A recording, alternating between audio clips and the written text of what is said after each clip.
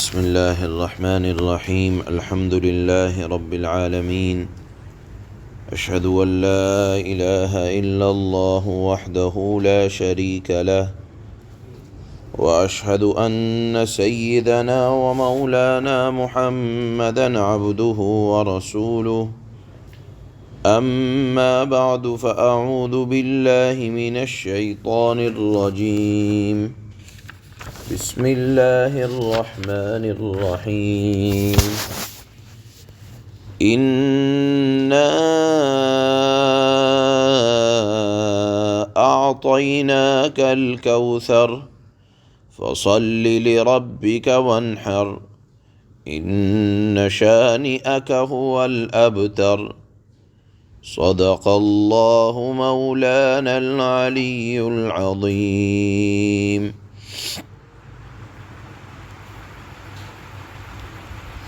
یہ سورۃ الکوثر ہے، اس کی 3 آیتیں ہیں، تینوں آیتیں مستقل ایک مضمون ہے۔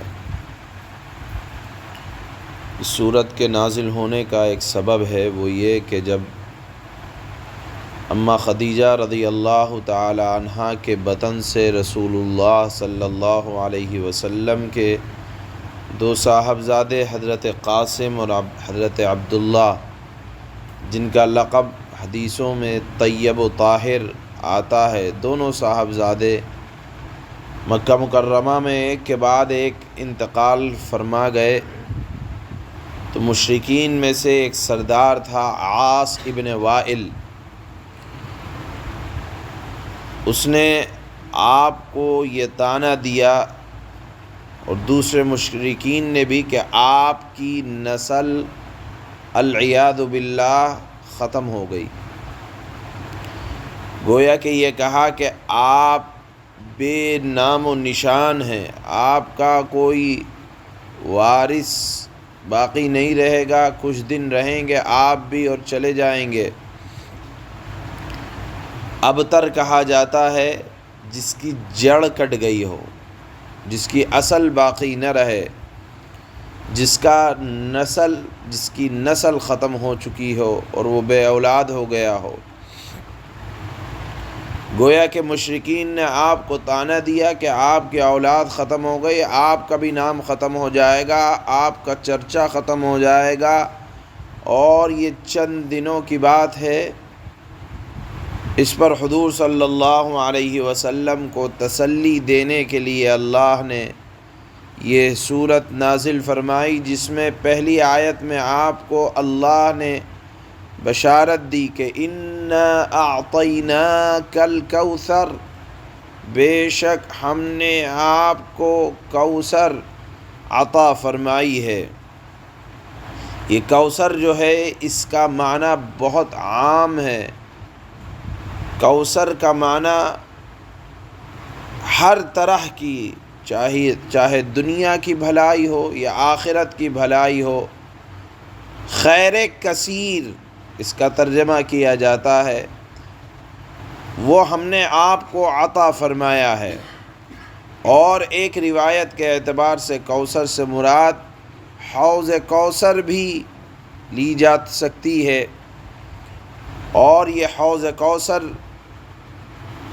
کے علاوہ ایک معنی آپ کی شفاعت کا بھی ہے کہ ہم نے آپ کو شفاعت کا حق عطا فرمایا ہے، یعنی جس کو آپ چاہیں گے اس کی اللہ کے دربار میں شفاعت فرمائیں گے۔ ایک معنی کوثر کا مقام محمود بھی لیا گیا ہے کہ اللہ کے نبی صلی اللہ علیہ وسلم کو اللہ مقام محمود عطا فرمائیں گے۔ بہرحال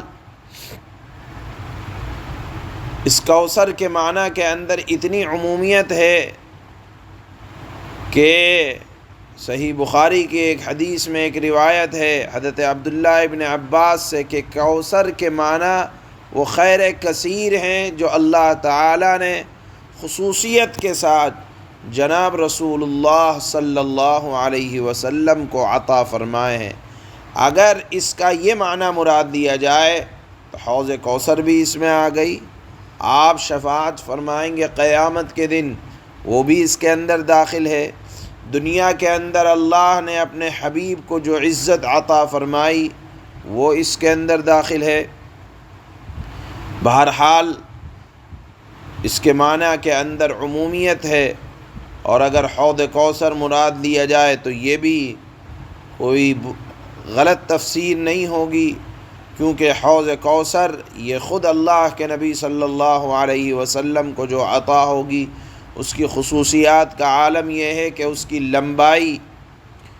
لمبائی 1 مہینے کی مسافت سے بھی زیادہ ہوگی۔ حوض کوثر پر رکھے ہوئے برتن حدیث میں آتے ہیں کہ اتنے ہیں آب خورے جس سے پانی پلائیں گے اللہ کے نبی کہ جیسے آسمان کے ستارے۔ اللہ ہم سب کو عطا فرمائے کہ ایک مرتبہ جو پی لے گا اس کو دوبارہ پھر پیاس نہیں لگے گی۔ اور اسی حوض کوثر کے بارے میں آتا ہے کہ اس کا پانی دودھ سے زیادہ سفید اور اس کی خوشبو مشک سے بھی بہتر ہے۔ اور ایک حدیث میں یہ آتا ہے کہ میں تم سب سے پہلے حوض کوثر پر پہنچ کر تمہارا انتظام کے لیے وہاں مجھے پہنچا دیا جائے گا، اور پھر وہاں باری باری میرے پاس تم آؤ گے۔ لیکن ایک حدیث میں یہ آتا ہے کہ کچھ لوگوں کو لایا جائے گا، میں ان کو پہچان لوں گا، لیکن ان فرشتے ان سے کہیں گے سحقاً سحقاً، ان کو دور کرو، ہٹاؤ۔ اللہ کے نبی فرمائیں گے یہ تو میرے امتی ہیں۔ فرشتے کہیں گے یقیناً یہ آپ کے امتی ہیں، لیکن آپ کے جانے کے بعد انہوں نے دین کے اندر نئی تبدیلیاں کی تھیں، دین کے اندر نئی ایجادات کی تھیں، لہذا آج آپ ان کو نہ پلا سکیں گے۔ اللہ کے نبی صلی اللہ علیہ وسلم بھی فرمائیں گے کہ دور کر دو۔ بہرحال حوض کوثر پر اللہ کے نبی صلی اللہ علیہ وسلم اپنے دست مبارک سے جام کوثر نصیب فرمائیں گے۔ اللہ کرے ہم سب کو رسول اللہ صلی اللہ علیہ وسلم کے دست مبارک سے جام کوثر پینا نصیب ہو، اور جو علامتیں ان لوگوں کی بیان کی گئی ہیں جو دین میں نئی ایجادات کرتے ہیں، ان سے ہم سب کی حفاظت فرمائے۔ بہرحال پہلی آیت کا مضمون یہ ہے کہ اگر اولاد لے لی تو آپ پریشان نہ ہو کہ آپ کا نام لیوا ختم ہو جائے گا، آپ کو اللہ نے خیر کثیر عطا فرمایا ہے۔ یہ طعنہ دینے والے آپ کو طعنہ دیتے ہیں کہ آپ کا نام لیوا باقی نہ رہے گا۔ دنیا کے چپے چپے میں جہاں اللہ کا نام لیوا ہے، وہاں رسول اللہ صلی اللہ علیہ وسلم کے نام لیوا قیامت تک باقی رہنے والے ہیں۔ تو گویا کہ جسمانی اور روحانی اعتبار سے اللہ نے اپنے حبیب صلی اللہ علیہ وسلم کے نام لیواؤں کو دنیا میں باقی رکھا ہے، اور جس دن یہ نام لیوا ختم ہو جائیں گے اللہ دنیا کو بھی باقی نہیں رکھیں گے۔ بہرحال یہاں اگرچہ نسلی اولاد اللہ کے نبی صلی اللہ علیہ وسلم کی باقی نہیں رہی، لیکن آپ کی روحانی اولاد، آپ پر مر مٹنے والے، اولاد سے زیادہ آپ سے محبت کرنے والے دنیا میں قیامت تک باقی رہیں گے۔ یہ بھی کوثر کے معنی کے اندر گنجائش ہے۔ یا ایک معنی اس کا یہ بھی لیا جاتا ہے کہ اللہ قیامت تک آپ کی اولاد میں علماء اور اولیاء کو باقی رکھیں گے، صلحاء کو باقی رکھیں گے، دیندار لوگوں کو باقی رکھیں گے، جو بمنزل انبیاء کے ہوں گے۔ یعنی جس طرح گزشتہ زمانے میں انبیاء ہوا کرتے تھے بنی اسرائیل کے اندر، اللہ قیامت تک اس طرح کے علماء امت محمدیہ میں باقی رکھیں گے جو بنی اسرائیل کے انبیاء کے درجے کے برابر ہوں گے، جو آپ کا برابر ذکر خیر کرتے رہیں گے۔ خیر کثیر کے اندر یہ معنی بھی مراد لیا جا سکتا ہے، یہ معنی بھی مراد دیا جا سکتا ہے کہ اللہ نے آپ کو جو نبوت عطا فرمائی وہ نبوت نرالی نبوت ہے، جو صرف اور صرف آپ علیہ الصلاۃ والسلام کو عطا ہوئی۔ خیر کثیر یا حوض کوثر یا کوثر سے مراد قرآن کریم بھی لیا جا سکتا ہے۔ بہرحال ہر طرح کی خیر جو آپ کو ملی وہ اس کوثر کے اندر اللہ نے لفظ ایک استعمال کیا لیکن معنی کے اندر گنجائش بہت ہے، لہذا اتنے انعامات کا شکر یہ ہے، شکرانہ یہ ہے کہ اے نبی صلی اللہ علیہ وسلم فصلی لربک وانحر، اللہ نے آپ کو اتنی بڑی بڑی چیزیں عطا فرمائی ہیں، اب ان کا شکرانہ یہ ہے کہ آپ نماز پڑھتے رہیں، وانحر اور قربانی، مالی قربانی ہو یا جسمانی قربانی ہو، قربانی ادا کرتے رہیں۔ دیکھیے ایک بات یہ سمجھ میں آئی کہ اللہ اگر کوئی نعمت دے تو اس کی فوراً اس کا کوئی نہ کوئی کسی بھی انداز میں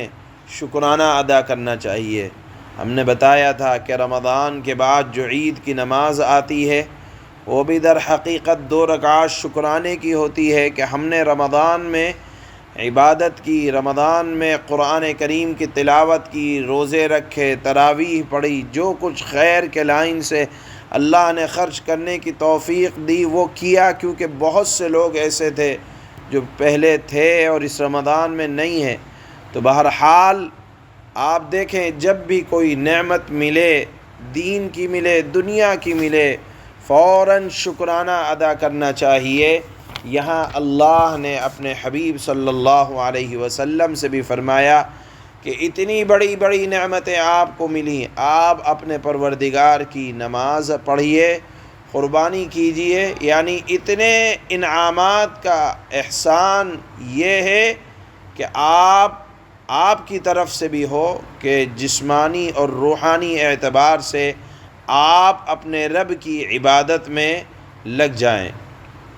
اس کے بعد تیسری آیت میں اللہ نے فرمایا کہ ان شانئک هو الابتر، جو لوگ آپ کو یہ طعنہ دے رہے ہیں کہ آپ کی جڑ کٹ جائے گی، آپ کا نام لیوا باقی نہ رہے گا، آپ خود جان لیں کہ یہ طعنہ دینے والوں کی خود جڑ کٹ جائے گی، یہ آپ کا تذکرہ کیا ختم کریں گے، ان کا تذکرہ ختم ہو جائے گا۔